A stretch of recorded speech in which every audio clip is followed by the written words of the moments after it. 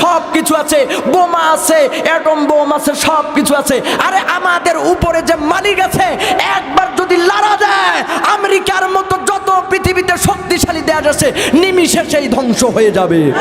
কথা বলেন ঠিক কিনা? আবারও মুসলমান শাসন করবে পুরো পৃথিবী। কথা বলেন ঠিক কিনা? কারণ এই মাহফিলগুলোতে যুবকদের ঢল দেখে বোঝা যায় আগামীতে এদের শাসন করবে উলামায়ে কেরাম। কথা বলেন ঠিক কিনা?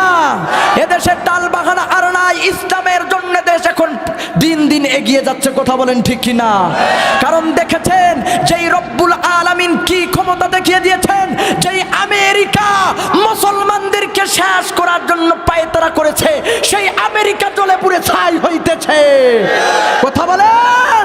আমেরিকাকে বলতে চাই, তোমরা মনে করতেছো আমাদের সব কিছু আছে, বোমা আছে, অ্যাটম বোম আছে, সব কিছু আছে। আরে আমাদের উপরে যে মালিক আছে, একবার যদি লড়া যায়, আমেরিকার মতো যত পৃথিবীতে শক্তিশালী দেশ আছে নিমিষে সেই ধ্বংস হয়ে যাবে।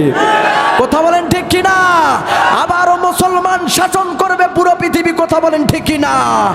এমন যদি হতো আমার দেশের শাসক হতো উমরেরই মতো, আহা আবু বকরের মতো, আমার দেশের মা বোনেরা ধর্ষিত হতো না, আমার দেশের মা বোনেরা লাঞ্ছিত হতো না। এমন যদি হতো আমার দেশের শাসক হতো উমরেরই মতো, আহা আবু বকরের মতো, দেশের কৃষক শ্রমিক বঞ্চিত হতো না, আমার দেশের গরিব মানুষ লাঞ্ছিত হতো না।